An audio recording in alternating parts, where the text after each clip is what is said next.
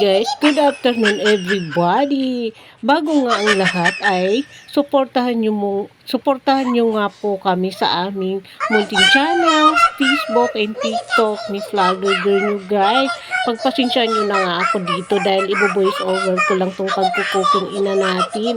Nagluluto nga ako dyan guys ng linagang pork.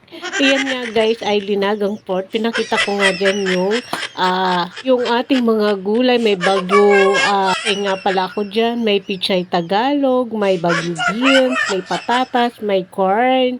Kaya iyan daw ang aking mga gulay. So ayan, o diba? Bago nga ako dyan guys, nag-uumpisa na nagluluto tayo ng lunch. Nag-tiktok muna tayo. Pero guys, natrangkaso nga ako dyan ng mga time na yan. Kaya pagpasensyahan nyo na nga ako dito guys. Dahil ito lang yung maibibigay ko sa inyo na content. Wala kasi ako ibang ganap ngayon for today's video guys.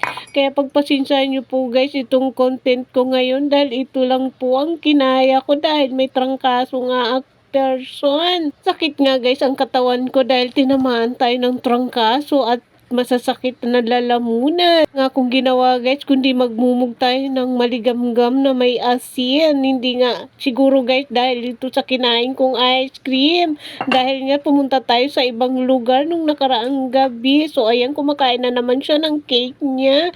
Habang nga nagluluto ako dyan guys, kumakain ako ng cake. Kaya pagpasensyahan nyo na nga ako dyan. Dahil nga pumunta tayo sa ibang nasyon. Charis nasyon.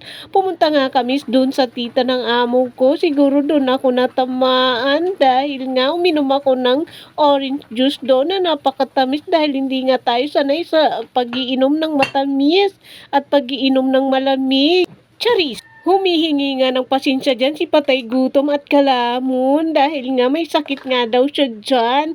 Kaya yun lang. Maraming salamat. Bye-bye mga Kalamon at Kapatay Gutom. Madlang people. Sa next vlog nga tayo magkita-kita. Bye!